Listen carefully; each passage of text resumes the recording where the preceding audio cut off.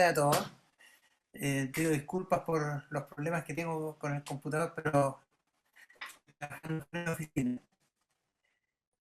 Bueno, y les doy la bienvenida a esta sinapsis que la retomamos, esta sinapsis narrativa, que tenemos una invitada muy especial que ya la van a presentar y quien está y nos va a introducir en el tema, es la presentadora, la profesora Catherine Cuevas. Ella es profesora en el Departamento de Salud Pública de la Escuela de Medicina, magíster en Salud Pública y además de la unidad de vinculación con el medio de la Escuela de Medicina, y además una antigua amiga y muy buena persona. Así que le agradezco a Catherine que nos pudiera acompañar hoy día. Muchas gracias, bienvenida. Bien, gracias Rodrigo, buenas tardes a todos y todas. Como bien decía Rodrigo, hoy día igual es un privilegio contar con nuestra invitada. Agradezco al Laboratorio de Medicina Narrativa quien ha contactado, ¿no es cierto?, a nuestra invitada, y desde la unidad de vinculación con el medio le agradecemos a Sacha Muth, que es nuestra invitada en el día de hoy. Yo les voy a contar un poco de Sacha. Sacha es PhD en Historia y Filosofía de la Ciencia de la Universidad de Cambridge. Fue profesora permanente de la Universidad de Southampton antes de mudarse a Chile con su familia en el 2017. Y actualmente es profesora asistente de filosofía en la Universidad Católica de Chile. Su investigación se centra en Kant, así como en los temas de ética contemporánea, filosofía política y epistemología social, incluyendo la justicia epistémica. Ha publicado en el Europe Journal of Philosophy, Social Epistemology y Kant Review, entre otras revistas, mientras que textos para público masivo han aparecido en el New York Times y La Tercera, entre otros. Es columnista regular de la revista Prospect de Inglaterra. Y bueno, hoy día contamos con su expertise y vamos a tener este privilegio de escucharla y agradecer a todos desde la vinculación de la Escuela de Medicina su presencia, y veo a algunos profesores que yo creo que no nos queremos perder lo que hoy día ha preparado el Laboratorio de Medicina Narrativa para nosotros, como bien decía el profe Vergara, en esta sinapsis que vuelven a retomar. Así que muchas gracias nuevamente a Sacha Muth por acompañarnos, y gracias Pamela por darnos esta oportunidad a todos los que vamos a escuchar a Sacha. Muchas gracias. Muy buenas tardes a todos. Es un gusto saludarlos y muchas gracias por estar presente y por su interés en el tema. Me gustaría también partir agradeciendo a Pamela Jofré y el Laboratorio de Medicina Narrativa de la Universidad de Valparaíso por esta tremenda invitación. Estoy muy contenta de poder hablar con ustedes sobre la injusticia epistémica en el contexto de la atención médica. Justamente la injusticia epistémica es un tema de mi investigación reciente, pero también trabajo en otras áreas, la filosofía moderna, la filosofía kantiana, etc. Mi título hoy, mi título completo es Entendiendo las injusticias epistémicas en la atención médica, cómo impacta al paciente y qué podemos hacer al respecto. Ya, aquí voy avanzando con mis láminas. Muy bien. Entonces, ¿por qué hablar sobre la injusticia epistémica en la salud? Como punto de partida, no hace falta decir que fortalecer y hacer más equitativa la atención sanitaria es clave, es absolutamente fundamental para una sociedad más sana, más próspera y también más feliz. Cuando me refiero a una atención sanitaria más equitativa, lo que tengo en mente es este concepto de la equidad en salud. Es un concepto bien reconocido, un concepto clave, reconocido incluso por la Organización Mundial de la Salud.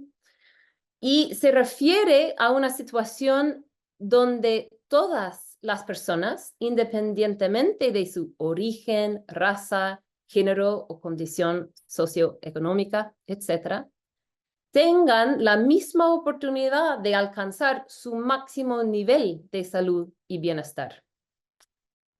Bueno, no hace falta decir que hay muchos obstáculos y barreras que nos impiden alcanzar una equidad plena en salud, y dentro de ellos se encuentra la injusticia, epistémica. Es uno de los múltiples factores que impiden alcanzar la plena equidad que todos queremos realizar en el ámbito de la salud.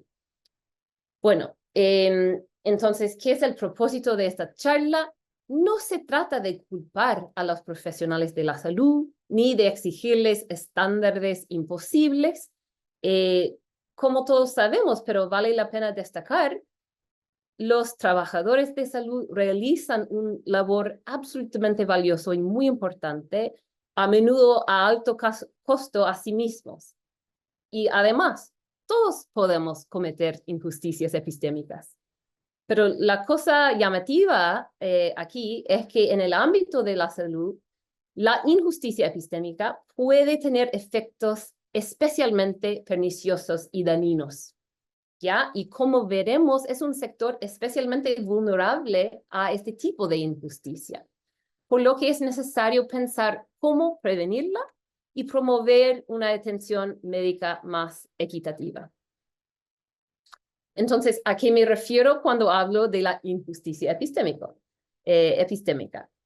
Bueno, aquí me apoyo en una definición canónica que nos da Fricker en su libro publicado en 2007, según el cual la injusticia epistémica ocurre cuando alguien es perjudicado específicamente en su capacidad como conocedor,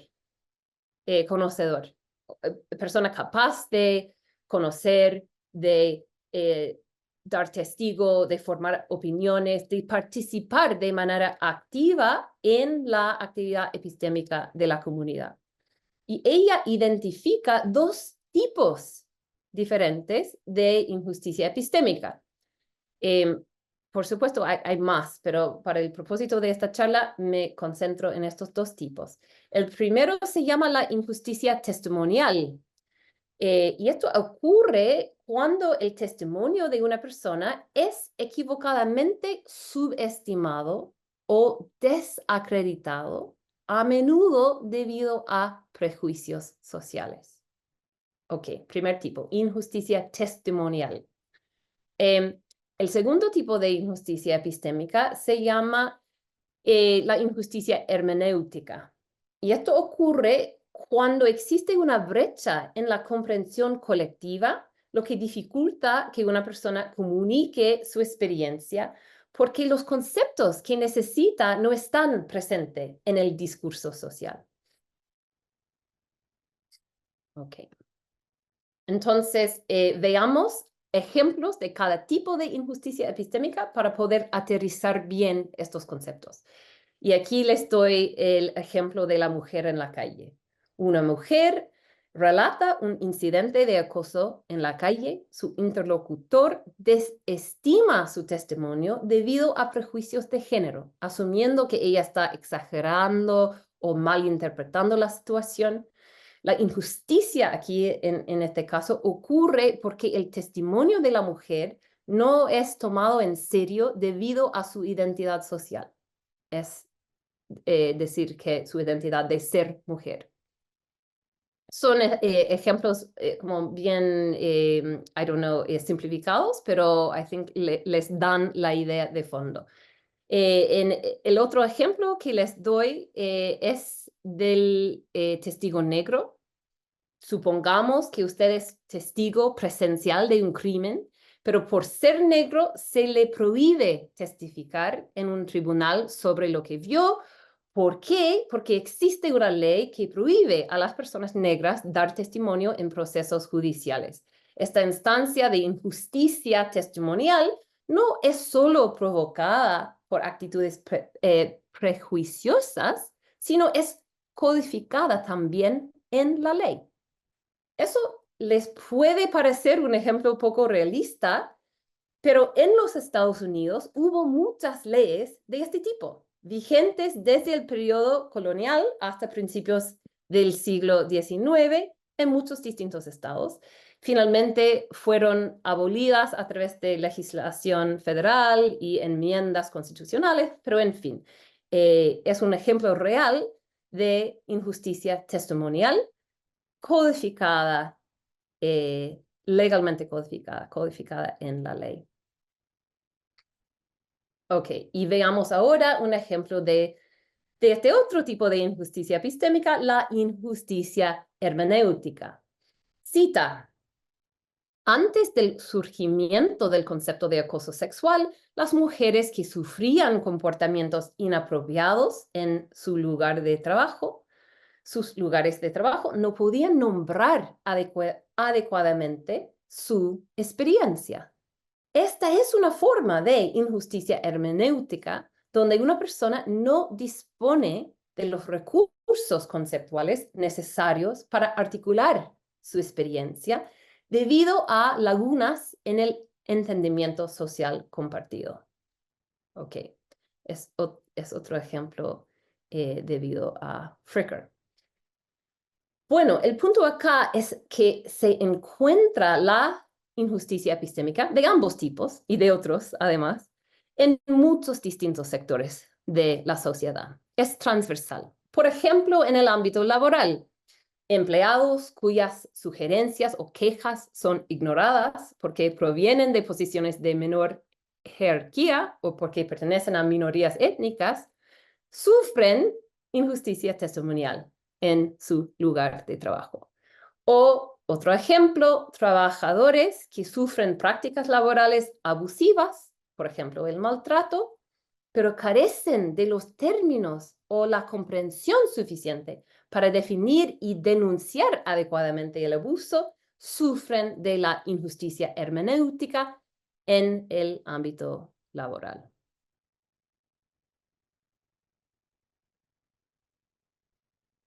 Bien. Es importante remarcar que la injusticia epistémica contribuye a la injusticia social en términos generales, right? Seguramente la injusticia epistémica daña a la persona en su calidad como sujeto epistémico, es decir, alguien capaz de conocer, explicar, averiguar, dar testimonio, aportar evidencia, razonar y contribuir en términos equitativos a la actividad colectiva epistémica, pero perjudicar injustamente a alguien en su calidad como sujeto epistémico va de la mano con tratarlo de manera injusta en otros términos más amplios, términos legales, sociales, morales y no larga, etc., contribuyendo a la opresión y marginación en todas sus facetas. ¿Ok? Por ejemplo, la mujer a la que nadie escucha a menudo es privada de derechos legales y de un trato justo en otros aspectos. Ok. Entonces, ¿por qué importa la injusticia epistémica en la atención médica? Los proveedores de atención médica tienen un poder enorme, significativo en sus interacciones con los pacientes.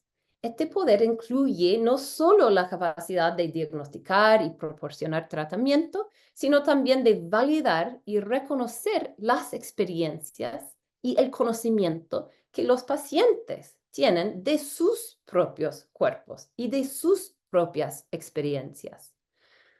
Entonces, cuando ocurre la injusticia epistémica en la atención médica, puede resultar en diagnósticos erróneos, falta de confianza, tratamiento inadecuado y peores resultados de salud. Y también puede resultar en un entorno laboral más difícil y más estresante para los trabajadores de salud también. Esto es una manera de decir que la injusticia epistémica en la atención médica no es solamente un problema para los pacientes, pero también para los trabajadores de salud, los médicos, las enfermeras, etc.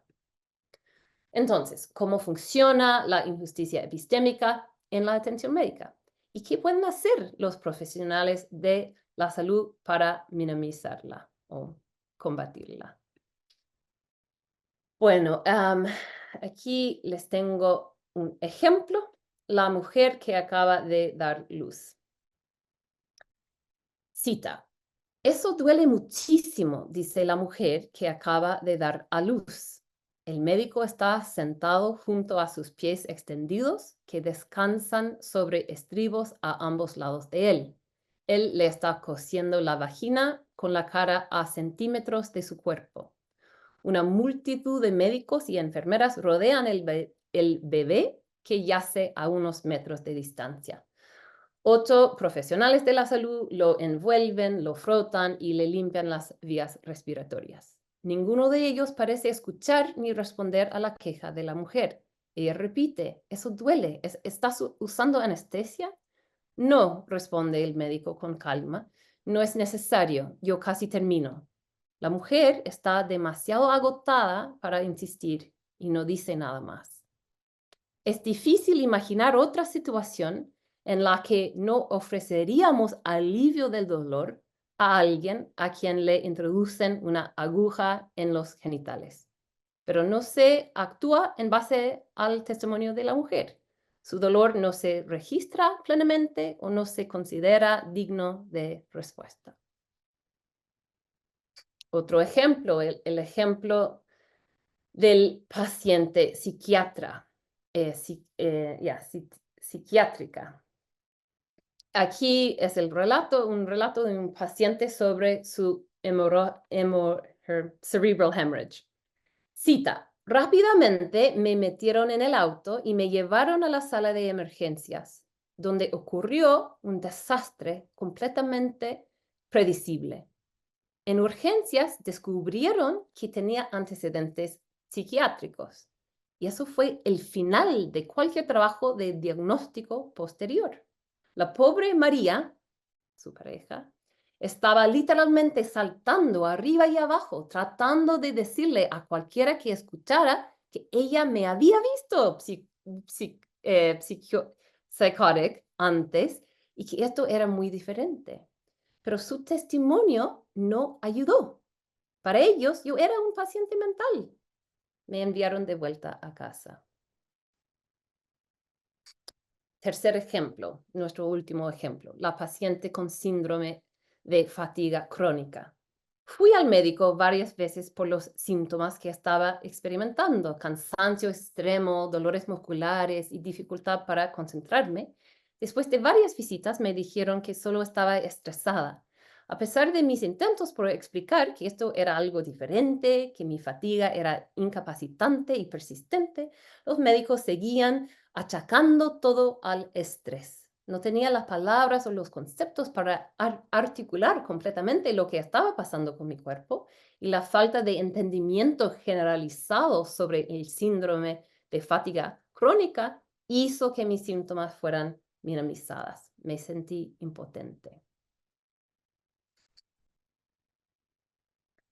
Bueno, ¿qué es lo que nos muestran los 3 casos? Los 3 casos nos muestran un daño epistémico injusto, lo que suele precipitar otro tipo de daño, falta de tratamiento adecuado y no larga, etc. En los 3 casos, los pacientes se ven dañados en su capacidad epistémica. Se restringe sus capacidades para participar como sujetos empoderados en actividades epistémicas relacionadas con el diagnóstico y el tratamiento de sus condiciones. Pero en cada caso intervienen dinámicas diferentes, como veremos. En los ejemplos 1 y 2, lo que dicen los pacientes, la mujer que recientemente da a luz y el paciente psiquiátrica, lo que ellas dicen sobre sus propios cuerpos y experiencias sus testimonios son desestimados o ignorados. ¿Por qué? Estudios muestran que a menudo el prejuicio social es el culpable. En otras palabras, la cantidad de crédito epistémico que damos a los demás, que tan propensos estamos a escucharlos, respetar lo que dicen, tratarlos como fuentes de conocimiento y buscar sus opiniones, depende de la estima o el estatus social que les asignamos, lo cual refleja jerarquías sociales que están impregnadas de prejuicios de diferentes tipos. Entonces, ¿cuáles son estos diferentes tipos de prejuicios que pueden jugar un papel importante en la injusticia testimonial? Bueno, prejuicios sobre la identidad social del paciente, su raza, su género, su edad, su clase económica, etc. Ejemplo de un juicio implícito, un prejuicio implícito, sesgado, podría ser, por ejemplo, que, bueno, las mujeres son buenas para quejarse, suelen ser histéricas, demasiado emocionales y una larga, etc. Es posible que este tipo de estereotipo, ya sea inconsciente, juega un papel en la mujer que no fue escuchada al quejar de su dolor en esa instancia, en ese ejemplo, el primer ejemplo que les di. Lo que nos muestran los estudios es que aquellos que se sienten no escuchados, incomprendidos, ignorados o irrespetados en las interacciones de atención médica son con mayor frecuencia aquellos cuyas voces pueden ser minimizadas, desestimadas o excluidas en virtud de su identidad social. Pero también operan prejuicios sobre condiciones médicas específicas. Y eso es posiblemente lo que estamos viendo en el segundo ejemplo, ¿right? Donde aparentemente un estigma vinculado a la enfermedad mental estaba operando detrás de la decisión de mandar la paciente de vuelta a hogar sin intentar diagnosticar lo que estaba pasando, porque, bueno, es un paciente mental, entonces, ¿qué sabe ella? ¿Qué es lo que ella realmente puede aportar a esta situación, este proyecto colectivo de intentar diagnosticar lo que está sucediendo? Bueno, otro ejemplo, otro tipo de prejuicio vinculado con una condición médica específica. También lo que puede operar en estos casos es o puede como jugar un papel causal en estos casos, es un prejuicio generalizado sobre la condición genérica de ser paciente o estar enfermo, es decir, una persona necesitada y vulnerable, cualesquiera que sean sus condiciones específicas o sus otras características sociales. Ya, entonces la idea acá es que un prejuicio general contra los enfermos a favor de los sanos o contra los débiles a favor de los fuertes hace que o puede hacer que todos los pacientes sean más vulnerables a ser no escuchados, right? Y aquí cito, las personas enfermas son más vulnerables a la injusticia testimonial en general, ya que a menudo se las considera cognitivamente poco fiables, emocionalmente comprometidas o existencialmente inestables, de formas que hacen que sus testimonios e interpretaciones sean sospechosos. Okay. Pero, ¿qué pasa con el ejemplo 3, la mujer con síndrome de fatiga crónica? Hemos hablado de la injusticia testimonial que parece estar presente en los ejemplos 1 y 2, la mujer cuya queja de dolor es desestimada o el paciente psiquiátrico cuyos síntomas físicos se minimizan. En estos casos, los testimonios de los pacientes pueden ser minimizados o no escuchados debido a los 3 distintos tipos de prejuicio que hemos identificado. Pero, ¿qué pasa con la persona que sufre síntomas que no se comprenden bien, cuya condición corresponde a una categoría de enfermedad que aún no está consolidada dentro de la comunidad médica. Bueno, aquí tenemos un ejemplo de cómo puede operar la injusticia hermenéutica en el contexto de la atención médica. Acuerden que la injusticia hermenéutica sucede cuando existe una brecha en la comprensión colectiva, lo que dificulta que una persona comunique su experiencia, porque los conceptos que necesita no están presentes en el discurso social. Bueno, en el ámbito de la salud, esto ocurre cuando los pacientes tienen experiencias o síntomas que no son bien comprendidos o reconocidos dentro de la comunidad médica. Ok, y hay distintos ejemplos concretos que tal vez podemos explorar en la conversación, no solamente chronic fatigue syndrome, pero como hay mucho más. Pero el punto es que,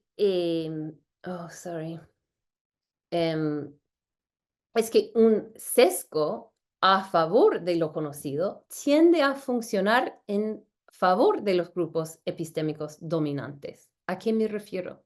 Muchas de las condiciones médicas mejor comprendidas e investigadas son aquellas que afectan predominantemente a grupos sociales privilegiados, por ejemplo, hombres blancos, adinerados, etc. Mientras que las condiciones que son más predominantes entre grupos marginados suelen ser menos bien estudiadas. Ok. En resumen, los diferentes tipos de injusticia epistémica a menudo se combinan y se cruzan. El prejuicio de identidad social también puede desempeñar un papel en la justicia hermenéutica. ¿Por qué? Porque lo que la comunidad médica sabe tiende a depender de quién cuenta más y de quiénes son los problemas que más importan. Ok. Entonces, ¿cuáles son las consecuencias de las injusticias epistémicas en salud? En primer lugar, puede dañar gravemente la confianza, que es esencial para relaciones efectivas entre pacientes y médicos, ¿right? Y cuando la confianza está dañada, eso es algo malo tanto para los pacientes como para los médicos y los otros trabajadores de salud. También cuando los pacientes se sienten desestimados o incomprendidos, pueden volverse menos propensos a comunicarse abiertamente o seguir las recomendaciones médicas, lo que puede afectar negativamente sus resultados de salud. Finalmente, la comunidad médica se pierde información y perspectivas vitales relevantes que pueden ayudarla a aprender más sobre los pacientes, sus enfermedades, sus necesidades y sus experiencias. Entonces, tenemos que preguntarnos, ¿cómo se ve la justicia epistémica en la práctica de la medicina? Cita, una persona enferma experimenta justicia epistémica cuando las interpretaciones de las personas enfermas son reconocidas, buscadas, incluidas dentro de la consideración epistémica, juzgadas como relevantes y articuladas cuando lo son, y juzgadas como valiosas, epistemologically speaking. Por el otro lado, la justicia hermenéutica en la atención médica es mucho más difícil de lograr, no se logrará hasta que todas las condiciones médicas sean igualmente comprendidas, un sueño lejano. A pesar de esto, se puede avanzar en este tipo de justicia en la medida en que los pacientes con diagnósticos difíciles sean creídos, confiados y su aporte sea incorporado en la investigación y el aprendizaje médico. Entonces, avanzar con la justicia hermenéutica en el contexto médico es más difícil, pero sí se puede avanzar, right? Ok. Entonces, abordando la injusticia epistémica de ambos tipos en la práctica. Por supuesto, hay muchas distintas estrategias prácticas que pueden ocupar los clínicos. En primer lugar, enmarcar la relación paciente-clínico como una colaboración, animar a los pacientes a compartir sus conocimientos y experiencias y trabajar juntos con ellos en el desarrollo de planes de tratamiento.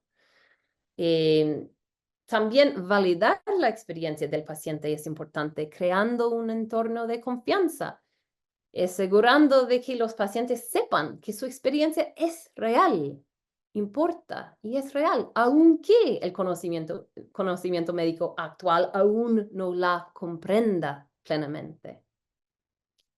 También la práctica de la escucha activa y empática juega un papel importante. Y finalmente, un proceso de verificar los prejuicios, tanto explícitos como implícitos, de uno. Ser consciente de los prejuicios, los sesgos que pueden influir en cómo evaluamos el testimonio de un paciente. Reflexionar regularmente sobre nuestros procesos de toma de decisiones. Aquí son algunas estrategias prácticas para los clínicos y hay mucho más. Pero no todo tal vez eso ya suena bastante exigente, bastante difícil, pero son prácticas que se pueden inculcar a través de la capacitación y la instrucción, como lo han hecho muchos hospitales y centros médicos.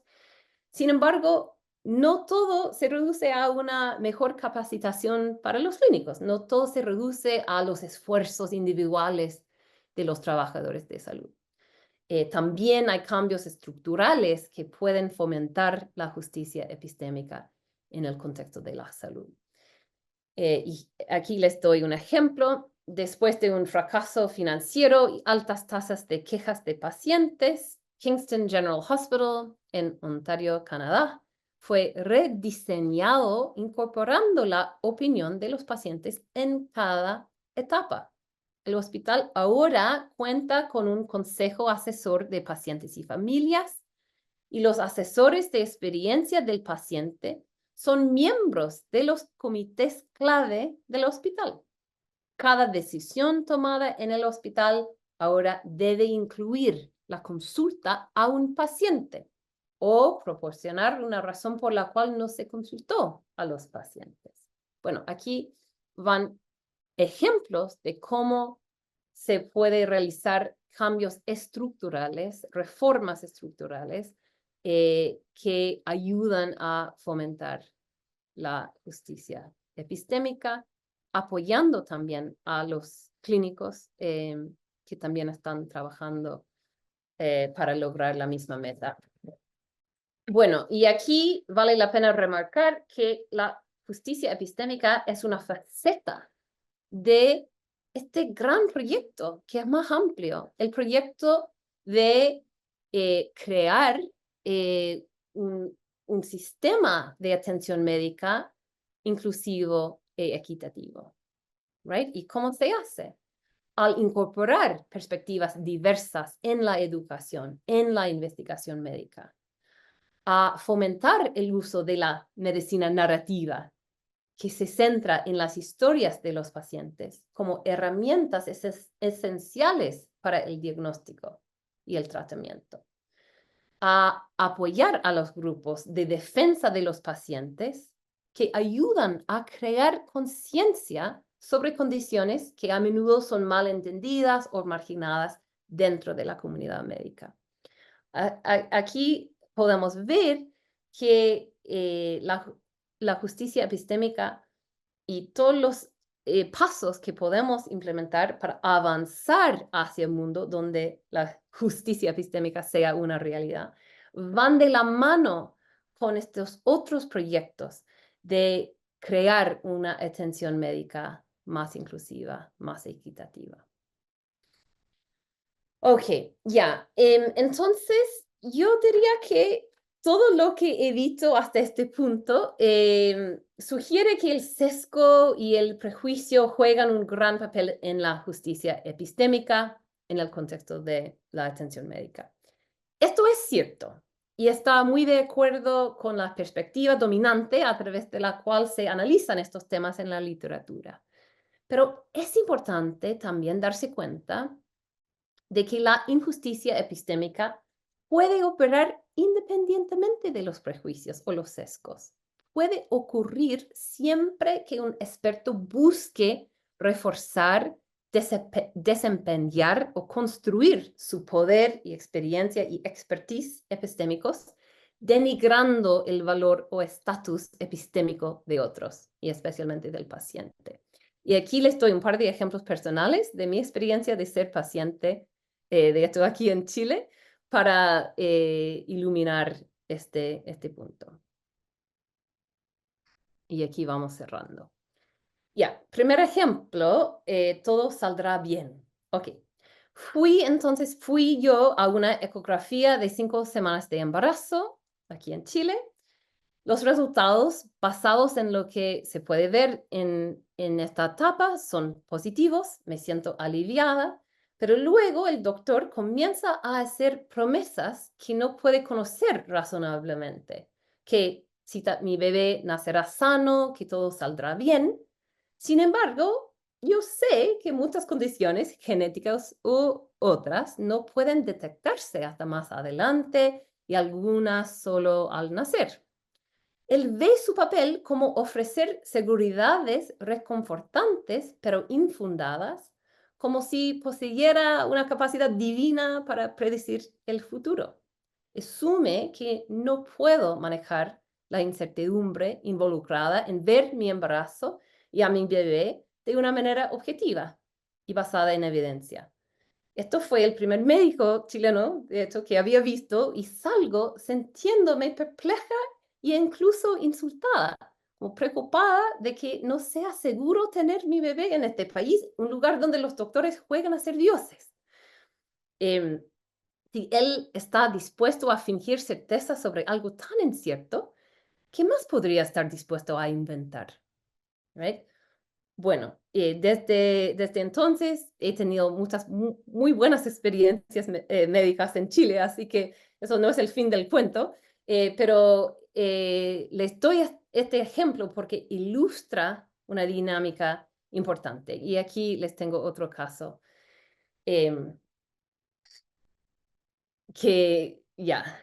ok, en esta entonces yo fui a ver a un médico por una picazón que tenía persistente en el cuello. Antes de que pudiera describir completamente mis síntomas, él decidió que era psicosomático debido a la ansiedad. Estaba apasionadamente convencido de esta conclusión, a pesar de haberme conocido solo unos minutos antes, y me tranquilizó diciendo que había escrito recientemente un artículo académico sobre el tema.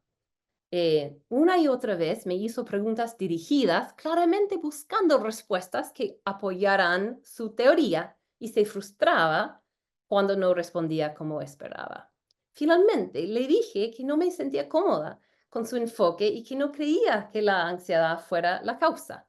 Unas semanas después vi a otro dermatólogo que confirmó que el picazón era de origen fúngico.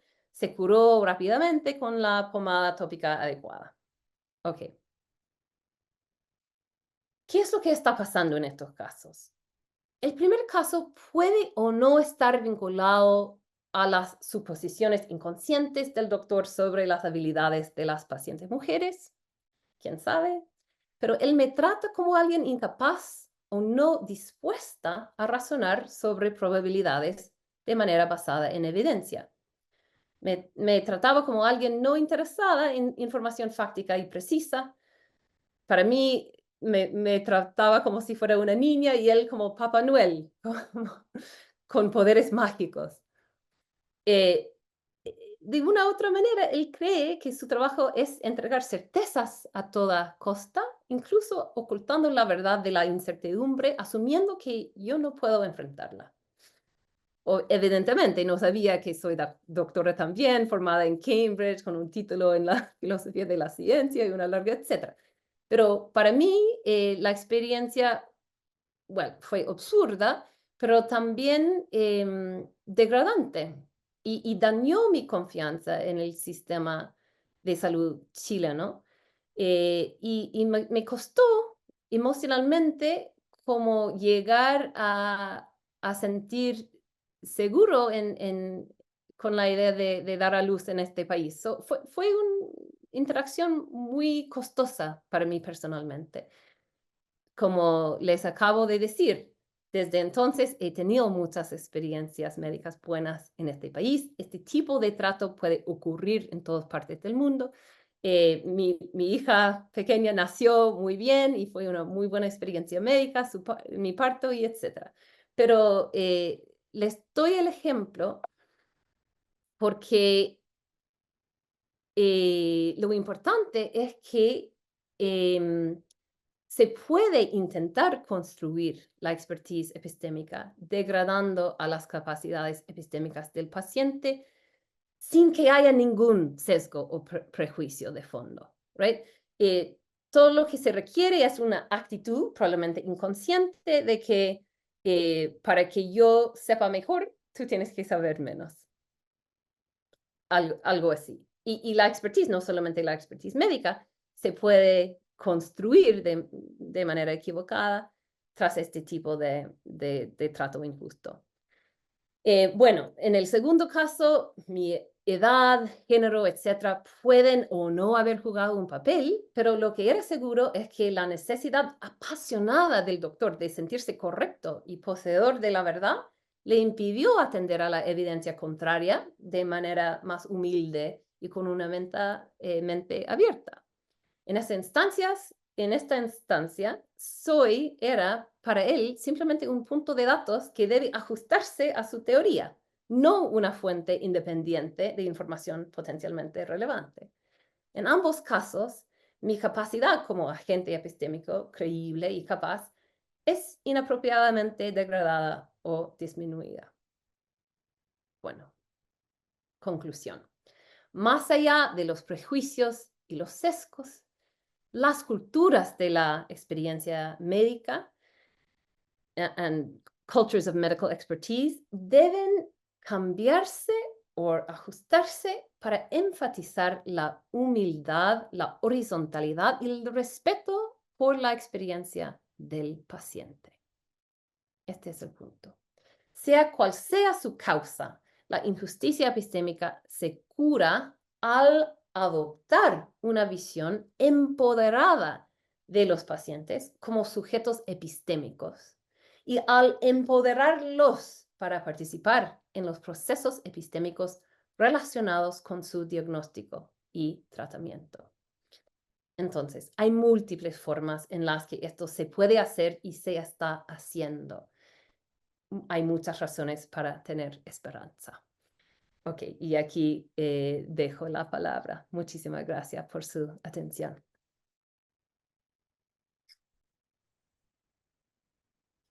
Muchas gracias. Rodrigo ahí está preparándose para las preguntas, pero agradezco la claridad de los conceptos. Rodrigo, no sé si ya tienes listo para las preguntas. Veo que hay dos. Sí, hay tres preguntas por el momento. ¿Hay tres? Ya. Una de Jorge Godoy.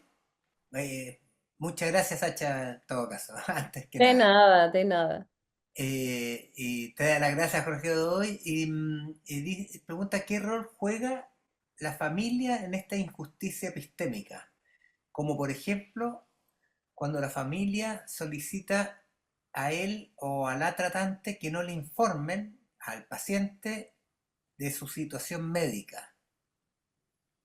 No sé si lo entiende bien, acá muchas veces se le oculta el diagnóstico al enfermo o se le pide al médico que lo oculte, que no se lo diga, es cuando es un diagnóstico que puede ser malo. Perfecto, perfecto. Cuando las familias piden a los médicos que ocultan el diagnóstico. Ya. Bueno, lamentablemente estoy muy de acuerdo con la idea de que las familias también pueden ser culpables de jugar un papel no muy justo en estas dinámicas. Por supuesto, al pedir al médico como no le diga la verdad sobre su pronóstico y todo, etcétera, obviamente este acto proviene de buenas intenciones, es un acto bien intencionado, eso es cierto, pero el efecto de ese acto bien intencionado puede ser injusto, salvo situaciones donde el paciente mismo o la paciente ha dicho a sus familiares, mira, prefiero no saber. Eso es compatible. Entonces, en ese caso, podemos pensar que mantener como una esfera de ignorancia alrededor del paciente podría ser compatible con respetar su autonomía. Si el paciente o la paciente ha dicho explícitamente que yo prefiero no saber. Pero al asumir que yo sé lo que es mejor para ti, mi mamá, etcétera, eso ya nos lleva a una zona de peligro donde la autonomía del paciente se ve amenazada, su autonomía. Así que estoy muy de acuerdo que las familias tienen un papel importante en fomentar la justicia epistémica en el contexto de la salud. Y los pacientes sí son muy vulnerables en contextos así, especialmente cuando están sufriendo y su propio conocimiento de la situación puede convertirse en otra fuente de sufrimiento. Así que eso. Muchas gracias, clarísimo. Eh, Hay otra pregunta que es de un amigo mío que está menos clara porque está enfermo el pobre, así que pero Oh, no. la voy a leer, es muy larga. Eh, Agradece Juan Francisco Cabella, agradece la presentación a los organizadores por invitar a tan destacada invitada, así pone.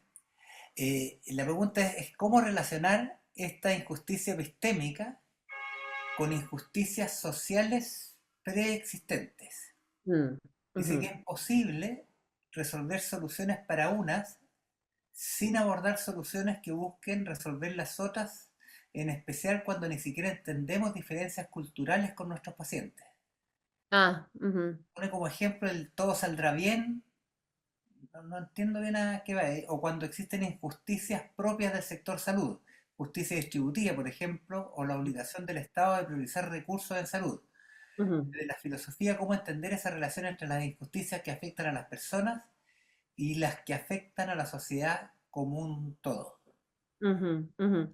Bueno, en primer lugar, estoy muy de acuerdo que la injusticia epistémica suele expresar injusticia epistémica suele expresar injusticias sociales mucho más amplias, que van más allá del ámbito epistémico. Eso absolutamente. Así que se puede pensar incluso la injusticia epistémica como una manifestación específica de la misma injusticia social que se manifiesta en muchos otros ámbitos y sectores, right? Eso es como su versión más claramente epistémica, pero tiene una versión más laboral, otra manifestación más social en otro ámbito. Son muy de acuerdo. Pero lo que pasa es que se cruzan, se combinan, se potencian, se potencian, lamentablemente. Y esto es una razón por la cual vale la pena intentar distinguir distintos tipos de injusticia, a pesar del hecho de que todos están finalmente conectados entre sí. Bueno, la segunda parte de la pregunta tenía que ver con... Es lo mismo, dice desde la filosofía, bueno, dice, distribución, ¿ya? al final dice desde la Sofía, cómo entender esa relación entre las injusticias que afectan a las personas y las que afectan a la sociedad como un todo, ¿eh? Va un poco a lo Ya. mismo. Bueno, yo también estoy muy de acuerdo que como un lente conceptual muy importante al hablar de la justicia en general o en su expresión más epistémica o lo que sea, es que hay mucha riqueza en este lente de lo distributivo, right? Pensar la justicia desde la distribución social de bienes y costos, right? Y así que nosotros vemos que hay muchas distintas fuentes de la inequidad que se encuentran en la salud, right? Y la injusticia epistémica es solamente una fuente, hay mucho más, right? Y la y desigual y inequitativa distribución de recursos, right? Es una fuente enorme de inequidad en el ámbito de salud. Así que no quería sugerir que la injusticia epistémica es el problema más grande que tenemos respecto a la justicia en la atención médica. I think no lo es meramente una faceta de ese mismo. Así que también el interrogante mencionó diferencias culturales. Eso sí plantea ciertas complejidades que no son fáciles de resolver. Pero en general, yo creo que a pesar de nuestras diferencias culturales, lo que hace uno al empoderar al paciente o al empoderar el otro en términos epistémicos es asumir que esta persona es igual que, it is equally able as I am, right? Igual de capaz de razonar, de dar testimonio, de buscar a la verdad, de opinar, de conocer, right? So, es esta noción de que todo el crédito que asignamos a nosotros mismos, el crédito epistémico, debemos también asignar al otro, nuestro interlocutor, el paciente, sea quien sea, right? Es esta sesgo implícito frecuentemente de que yo sí sé, pero tú sabes un poco menos. Yo sí tengo la verdad, pero tú, bueno, no sabemos, right? Es esta suposición, right, de que yo soy más empoderada que tú en términos de mis poderes epistémicos, etcétera, que vuelve a ser, que puede funcionar como una fuente de problemas éticos. Conduciéndonos, llevándonos hacia la injusticia epistémica. Muchas gracias. Sasha, tengo dos preguntas más y hay una persona que quiere, el doctor Heriberto Pérez, que pidió la palabra con la mano, pero le pediría que pueda escribir la pregunta. Okay. Mientras te leo la otra, Nicolás Morales, hay una que está en inglés, así que la vas a leer Muy mejor tú que bien, yo. Pero la fantástico, primera mejor aún para mí. es de Nicolás Morales, que dice: ¿cuál, según su punto de vista, sería aporte de las categorías injusticias epistémicas a la práctica médica desde un punto de vista conceptual? Consideremos que existe una serie de otras categorías relacionadas a vulneraciones por sesgos, prejuicios, misoginia, capacitismo, racismo, cuerdismo, sanis en inglés, sanis, no sé cómo se pronuncia, sanis. Yes, ableism, Yeah. pues, o sanism, sí, entiendo bien el punto, La sí. segunda pregunta esa es la primera pregunta. ¿Cuál, según tu punto de vista, sería el aporte de las categorías injusticias epistémicas a la práctica médica desde un punto de vista conceptual? Y después él menciona que existe una serie de otras categorías relacionadas a estas vulneraciones que mencionó: misoginia, capacitismo. Entonces, ¿cuál sería el aporte que hace, entiendo, el agruparlos como injusticia epistémica? Ujú, ujú, ujú. Bueno, al agruparse como debajo de esta paraguas de la injusticia epistémica, es una manera de llamar la atención a las consecuencias de estos actos injustos y no de las fuentes necesariamente, las motivaciones que impulsan tales actos, right? So, el foco con este concepto es el daño que le hace a uno como sujeto epistémico. Y yo creo que es valioso llamar la atención a ese tipo de daño y sus consecuencias, right? Como hemos dicho, eso frecuentemente va de la mano con muchos otros tipos de daño que uno puede sufrir, right, como sujeto.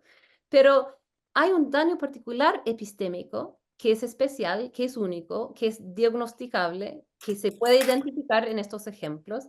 Importante pensarlo, tratarlo, intentar evitar hacerlo, right? Precisamente en el ámbito epistémico.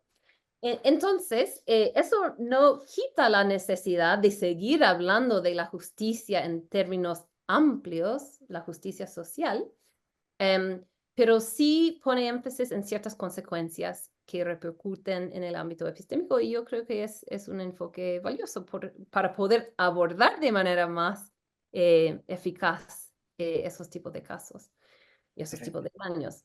La Queda una segunda segunda parte. pregunta del mismo y después otras dos más y vamos a cerrar ahí, yo creo, porque ya hay gente que está saliendo. Entonces, Al la doctor segunda Pérez le puedo responder finalmente yo porque preguntó por la formación. Ujú. ¿cómo? Ajá. ¿Qué dices, Pamela? No, sigan nomás, que el doctor preguntó algo súper puntual en la formación y quizás le podemos responder desde acá Ya. también. Pero hay una segunda pregunta del mismo Nicolás Morales que dice, la segunda pregunta es, ¿qué relación observa entre la noción de injusticia epistémica con la noción de violencia en ámbitos médicos específicos, tales como violencia obstétrica o la violencia psiquiátrica? Muchas gracias, excelente la pregunta. Yo creo que ambos conceptos ocupan roles muy importantes, pero no son iguales. Desde mi punto de vista, eh, es mejor mantener una comprensión de lo que está, de la definición de la violencia, por ejemplo, la violencia obstétrica o psiquiátrica, una definición un poco más estrecha, right? Para poder mantener la potencia de esa idea, right? En vez de pensar que todas las injusticias son instancias de violencia. Yo no comparto esa mirada. Yo creo que es una manera de hablar de violencia que es poco responsable porque hace gigante la categoría y vamos perdiendo el significado verdadero de ese término. Así que yo creo que sobreponen y hay casos de injusticia epistémica que sí son violentos, pero yo no diría que toda la injusticia epistémica es violenta. No. Ok, eso sería como un primer paso hacia una respuesta. Y finalmente, La otra, habiendo... Ya. perdón, ¿va a la otra pregunta de la otra persona o...? ¿Sí? Sí, puede Sí, ser. perfecto. Sí. Ujú. Sí, la otra es de Chris Briscoe, está en inglés. Oh, ya. Dice, gracias por una gran charla. Dice, si hacemos un zoom hacia afuera, si nos sacamos el enfoque de, del nivel organizacional e institucional para pensar en contextos globales de injusticia, como el acceso al cuidado de salud, o ejemplos a través del globo. Un ejemplo dice que hasta hace poco aprendimos que aprendíamos que la esclerosis múltiple era rara en África. Sin embargo, ahora un trabajo importante por un neurólogo de Zambia nos mostró que probablemente la incidencia sea lo mismo, solo que estaba infradiagnosticada o subdiagnosticada. Entonces dice, ¿cómo la injusticia epistémica, en tu visión, eh, también funciona para invisibilizar los problemas o algunos problemas? Excelente la pregunta.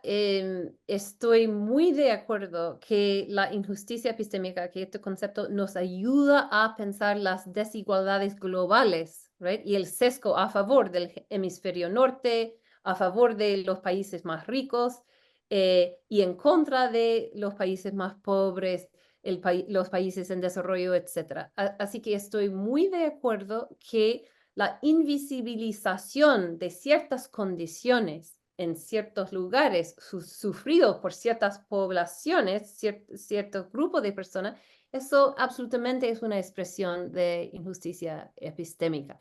Ya, como, I think lo importante y lo más difícil es cómo pensar en soluciones adecuadas, en políticas públicas que nos ayudan a avanzar hacia la equidad de salud en términos globales, ¿ya? Y es un largo camino adelante. Y la pandemia nos mostró eso de manera súper clara con la distribución también de vacunas y toda la cuestión, aunque eso es distinto del punto que planteó respecto a la invisibilización de ciertas condiciones en ciertas populations. Pero estoy de acuerdo que el concepto y el marco conceptual de la injusticia epistémica nos sirve mucho para analizar casos como ese. Ya. La siguiente es la que decía Pamela, que quizás puede responder ella, pero bienvenida también tu aporte. Dice, la Sí, injusticia, injusticia sistémica, me imagino que es epistémica, adquiere un impacto importante en el ambiente de las emergencias, donde los pacientes están más dependientes del actor médico. Dice, dado que los orígenes son profundos, ¿cómo incorporar este tema en la formación? ¿Cómo? Parece que va ahí la interrogación. Dado que los orígenes son profundos, pregunta cómo incorporar este tema en la formación médica desde el pregrado. Mm. Estoy muy de acuerdo con lo que propone. Y además comparto esta noción de que en el ámbito de las emergencias, no solamente los pacientes están más dependientes del actuar médico, pero también los médicos a menudo tienen que tomar decisiones bajo mucha presión y de manera súper rápida. Y en contextos así es mucho más fácil que sesgos implícitos juegan un papel desproporcionado. Así que comparto la preocupación sobre su expresión en ese tipo de contexto. Y también que la educación y la formación es una gran herramienta aquí para ayudarnos a avanzar en esta materia. Así que dejo la palabra ahí, pero muy de acuerdo con lo que propone. Muchas gracias. Ahí le quiero dar la palabra a Pamela, si te puede opinar sobre este tema. solo si no hubiera otras preguntas para Sacha para no hacer esto más largo, pero fundamentalmente el doctor Pérez em, tiene varias aristas, ¿no? Pero me voy a concentrar en una cosa cortita que después cuando quiera lo podemos profundizar.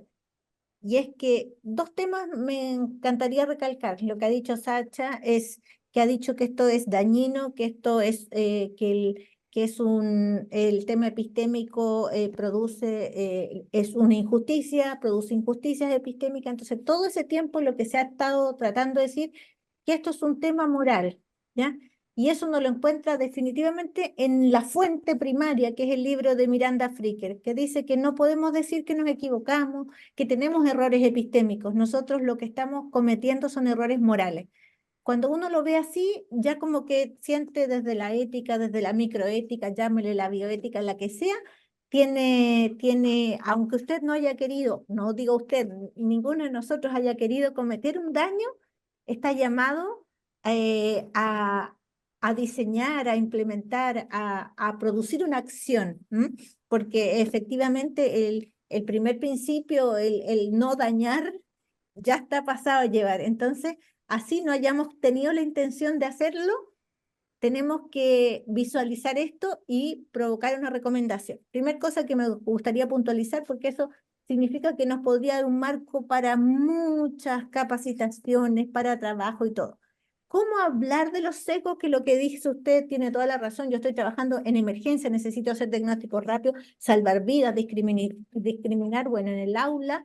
Cuando no estamos apurados, tenemos que ser capaces de llevar este tipo de temas en estas mismas maneras de verlos. No son errores morales, no son no son no son errores epistémicos, son errores morales y ofrecer una manera de educar que nos permita reflexionar sobre que todos estos sesgos son sesgos cognitivos y que nos deben llevar a una preocupación, los que ya estamos formados, permanente sobre cuántos sesgos cognitivos son los que yo arrastro, cargo y que he ido heredando desde que nací, depende del lugar donde nací, de cómo fui criada, de la cultura, de toda mi historia y de lo que va arropando todo mi camino para llegar a ser quien soy. En la medida que seamos capaces de ir destrabando todos esos sesgos cognitivos, quizás vamos a estar más alerta y vamos a poder cultivar una especie de curiosidad por el otro,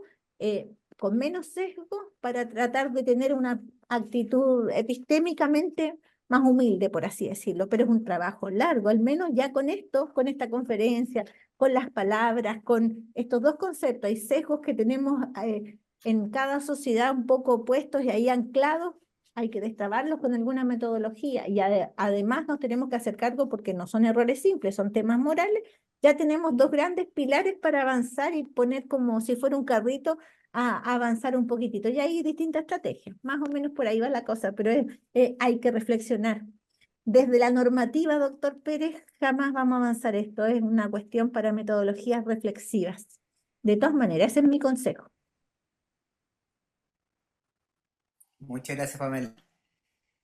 Sacha, ¿está por ahí? Sí, no, estoy muy de acuerdo con lo que dice Pamela, muy, muy bien dicho y, no, y me inspira además porque estás llevando a estos como enfoques, a estas conciencias, abriendo estos espacios de reflexión donde lo necesitamos. Así que no, simplemente para registrar mi pleno apoyo de lo que estás haciendo y de lo que acabas de decir. Bueno, esas serían las últimas preguntas, pero hay algunas felicitaciones y agradecimientos por la presentación, Sacha, así que está de más que yo le agradezca, muy clara, y yo aprendí bastante. Algo tenía idea, pero se me iluminó la cabeza. Muchas Fantástico. gracias.